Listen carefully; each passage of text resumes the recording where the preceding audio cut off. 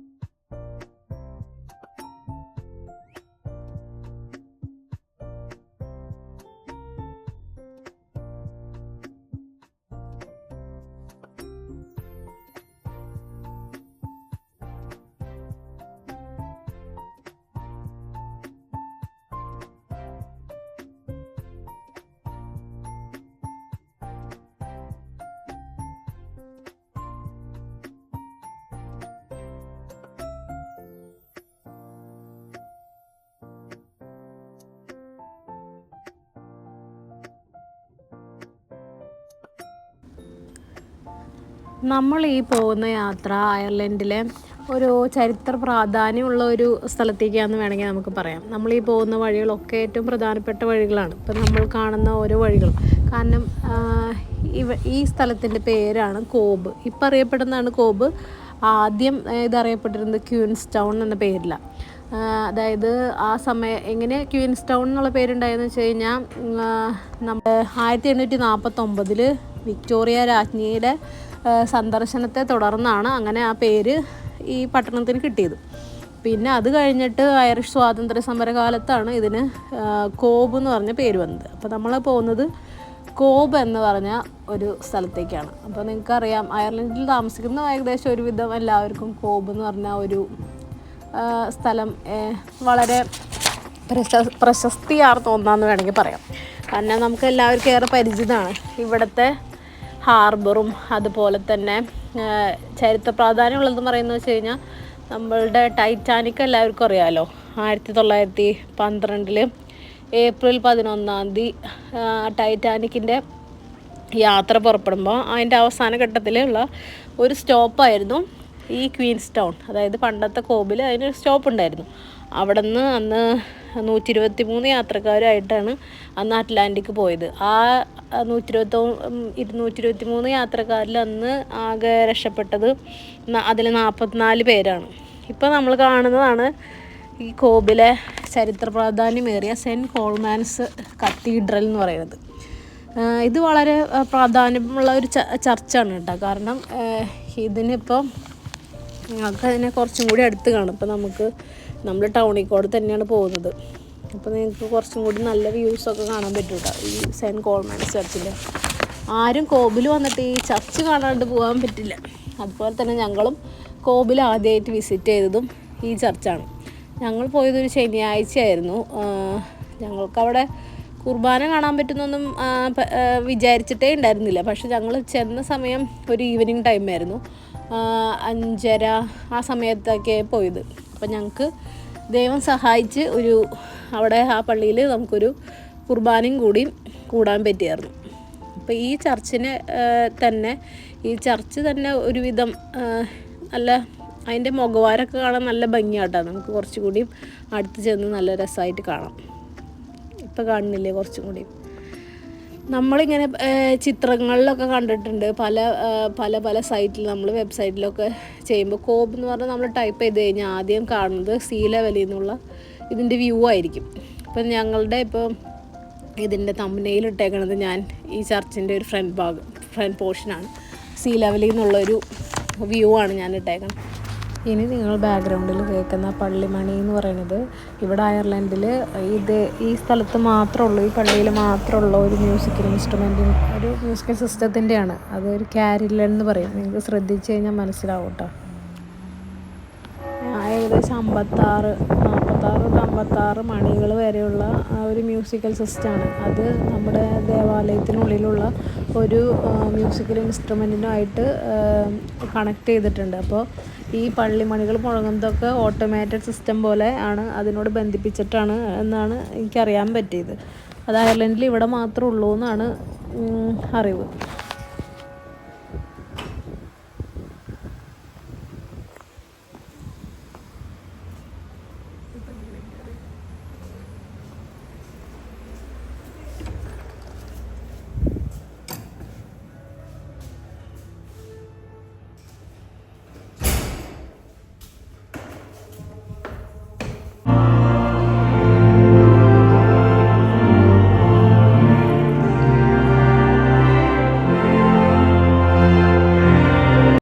അതിൻ്റെ മുഖവാരമൊക്കെ ഈ അയർലൻഡിൽ തന്നെ ഏറ്റവും ഉയരം കൂടിയ പള്ളികളിലൊരു പള്ളിയാണ് ഈ പള്ളി. ഏകദേശം 300 അടി തന്നെ ഉയരമുണ്ട് ഈ പള്ളിക്ക്. ഇതുപോലെ തന്നെ പണ്ട് കാലത്ത് നിർമ്മിച്ച പള്ളി. അതായത് ഇതിൻ്റെ ചരിത്രം പറയുകയാണെങ്കിൽ 1868 ഇവിടുത്തെ നാട്ടുകാരൊക്കെ കൂടി ഇതിന് കല്ലിട്ടത്.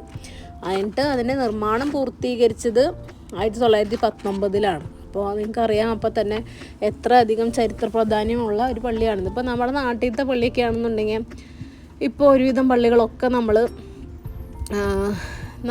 പുനർനിർമ്മീകരണം ഉണ്ടാവും. അതായത് ഒന്നും കൂടി ഇപ്പോഴത്തെ ട്രെൻഡിനനുസരിച്ച് പള്ളിയുടെ മകുവാരും ഇതൊക്കെ പണിയിലൊക്കെ ഉണ്ട്. പക്ഷേ ഇത് അവർ പഴമ തന്നെ കാത്തു സൂക്ഷിക്കുക എന്ന് പറയില്ലേ, അതാണ് ശരിക്കും കാണുന്നത്. ഓരോ പണിയും ഓരോ കൊത്തുപണികളും. ഇപ്പോൾ ഈ പള്ളിയുടെ ഉള്ളിൽ കയറിയാൽ തന്നെ കണ്ട ആൾത്താരൊക്കെ കാണണം, എന്താ ഒരു ഭംഗിയെന്നറിയോ. പിന്നെ അവിടെ കണ്ണെടുക്കാൻ തോന്നില്ല, കാരണം അത്രയധികം കൊത്തുപണികളുണ്ട്, ഈ കല്ലുമ്മയുള്ള പണികളുണ്ട്. മുകളിൽ ഇങ്ങനെ വുഡൻ വർക്ക് കാണാൻ പറ്റും. ഇതൊക്കെ കണ്ട. അപ്പോൾ നമ്മൾ പണ്ട് കാലത്ത് പ്രസംഗിക്കാനായിട്ട് പുരോഹിതൻ കയറി നിൽക്കണ ഒരു സ്ഥലമില്ലേ, അങ്ങനെ ഓരോ ബലിപീഠങ്ങൾ. അങ്ങനെ എന്താ പറയുക, എല്ലാം ഉണ്ട് കണ്ടിരിക്കാനായിട്ട്. ഇപ്പം നിങ്ങൾ ആ പള്ളിയിൽ പോയി കഴിഞ്ഞാൽ ഒരു പ്രത്യേക അനുഭവമാണ്. ഞങ്ങൾ ഈ പള്ളി ഇങ്ങനെ കണ്ടു തീർക്കാൻ തന്നെ, ഡീറ്റെയിൽസ് വെച്ച് കണ്ടു തീർക്കാൻ തന്നെ കുറേ സമയമെടുക്കും. ഒരാൾ നമുക്ക് വേണമെന്നുണ്ടെങ്കിൽ ഫുൾ ഡിസ്ക്രിപ്ഷൻ പറഞ്ഞു തരേണ്ടി വരും, എല്ലാ ചരിത്രവും. കാരണം അമ്മാതിരി ഉണ്ട്. ഈ ഫോട്ടോ എനിക്ക് ഭയങ്കര പ്രിയപ്പെട്ടതാണ് കേട്ടോ. നമ്മുടെ ഔസേപിതാവും മാതാവും കൂടി ഇങ്ങനെ കല്യാണം കഴിക്കുന്ന ഒരു പടം ഞാൻ മുന്നേ ഇവിടെ ഇതുവരെ ഞാൻ കണ്ടിട്ടില്ല. ഞാൻ ആദ്യമായിട്ടാണ് അങ്ങനെ ഒരു രൂപം കണ്ടേക്കണം ആ പള്ളിയിൽ. അങ്ങനെ കുറേ പേരുണ്ട് കേട്ടോ. കുറേ പേരുണ്ടായിരുന്നു കുർബാനയ്ക്ക്. ഇംഗ്ലീഷ് കുർബാനയാണ്, റോമൻ കാത്തലിക്കിൻ്റെ തന്നെ കത്തീഡ്രലാണിത്.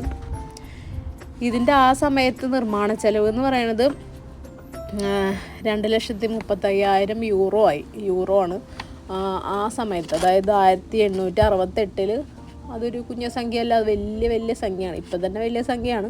അപ്പോൾ ആ സമയത്ത് ഇത്രയധികം പൈസ നിർമ്മാണ ചെലവ് എടുത്തിട്ടാണ് അവർ ഇത്രയും നല്ല മനോഹരമായിട്ടുള്ള ദേവാലയം പണി കഴിപ്പിച്ചേക്കണം.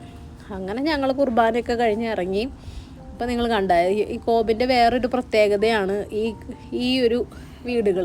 കണ്ട പല കളറിലുള്ള വീടുകൾ.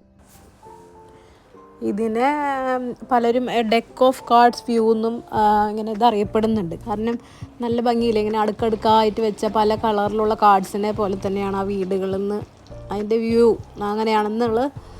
അതുകൊണ്ടാണ് അങ്ങനെ അതിനൊരു പേര് വന്നത്, ഡെക്ക് ഓഫ് കാർഡ്സ് വ്യൂ എന്ന്. അങ്ങനെ വ്യൂ പോയിൻ്റ് പല സ്ഥലത്തുനിന്നും അതിൻ്റെ വ്യൂ പോയിൻ്റ് ഉണ്ട് കേട്ടോ. നല്ല ഭംഗിയാണ് അത് കാണാനായിട്ട്. നമ്മൾ താഴെ നമ്മൾ ആ സീ ലെവലിൽ നിന്ന് അവിടെ നിന്ന് കാണുന്നത് അതിനേക്കാളും നല്ല ഭംഗിയാണ്. കുറേ വ്യൂ പോയിൻറ്റുകളുണ്ട് കേട്ടോ ഈ ഇത് കാണാൻ. ഏറ്റവും മുകളിലായിട്ടാണ്, ഈ ടൗണിൻ്റെ ഏറ്റവും മുകളിലായിട്ടാണ് ഈ ചർച്ച്. അതിന് താഴെ ഇങ്ങനെ വീടുകൾ, അതിന് താഴെ നമ്മളെ ആയിട്ട് വരുന്ന നമ്മുടെ ടൈറ്റാനിക്കിൻ്റെ മ്യൂസിയം. പിന്നെ അത് കഴിഞ്ഞ് വരുന്നതാണ് നമ്മുടെ നമ്മുടെ കടൽ. അതും ഒരു നല്ല വ്യൂ ആണ്. അവിടെ തന്നെ ഈ ക്രൂയിസ് ടെർമിനൽ ഉണ്ട്. വലിയ കപ്പലുകൾ വന്ന് ഇറങ്ങണ ഒരു സ്ഥലമാണത്. അത് തന്നെ നമ്മുടെ ടൂറിസം നമ്മുടെ ഇവിടെ ഭയങ്കര ഫേമസ് ആണ്. കാരണം പല ക്രൂയിസ് ഷിപ്പുകളൊക്കെ ഇവിടെ വന്ന് അവരുടെ ടൂറിസം അവർ വികസിപ്പിക്കാനായിട്ട് ഈ കോബ് അവരെ പ്രത്യേകം ഹെൽപ്പ് ചെയ്തിട്ടുണ്ട് ഈ ടൂറിസത്തിൻ്റെ കാര്യത്തിൽ. അങ്ങനെ നമുക്ക് കുറേ ടൂറിസ്റ്റുകളെ അവിടെ കാണാൻ പറ്റും കേട്ടോ. ഇപ്പോൾ ഈ ടൗൺ ഫുള്ള് നിങ്ങൾ കാണുമ്പോൾ അറിയാം, നമ്മൾ അയർലൻഡിൽ നോർമലി കാണുന്ന ടൗണിനെ സംബന്ധിച്ച് വളരെയധികം ഡിഫറെൻ്റ് ആണ്. കാരണം പല കളറിൽ നല്ല കളർഫുള്ളായിട്ട് എല്ലായിടത്തും നോക്കി കഴിഞ്ഞാലും ഓരോ ഫോട്ടോ ഫ്രെയിം അതുപോലെയാണ്. നല്ല ഭംഗിയാണ് കാണാനായിട്ട്. ഇപ്പോൾ നമ്മൾ ടൗണിൽ കൂടെയാണ് പോയിക്കൊണ്ടിരിക്കുന്നത്.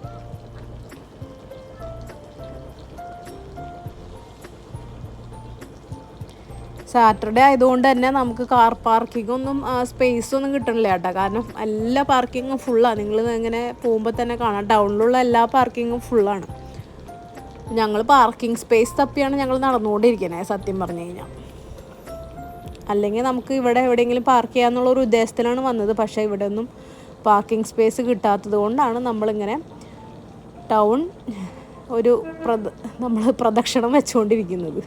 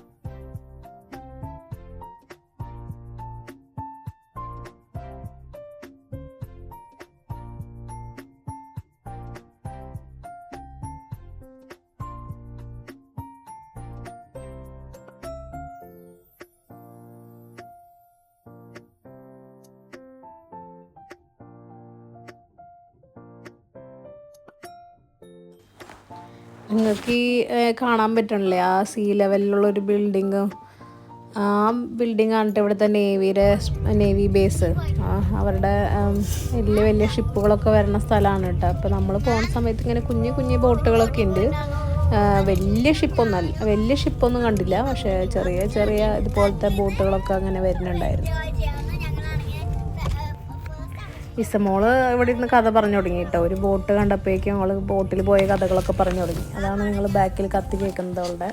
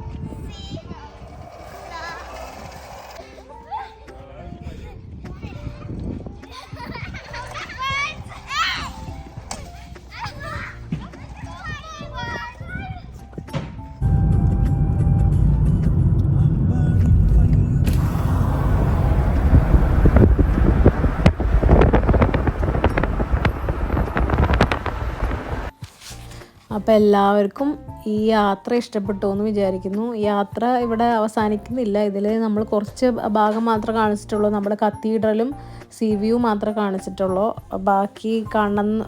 ബാക്കി പുറകെ വരുന്നുണ്ട്. അപ്പോൾ എല്ലാവരും പോയി കാണാം. കോബ് നല്ലൊരു സ്ഥലമാണ് അയർലൻഡിൽ കാണാൻ പറ്റണത്. അപ്പോൾ അടുത്ത വീഡിയോ വരെ എല്ലാവർക്കും ബൈ ബൈ, സീ യു.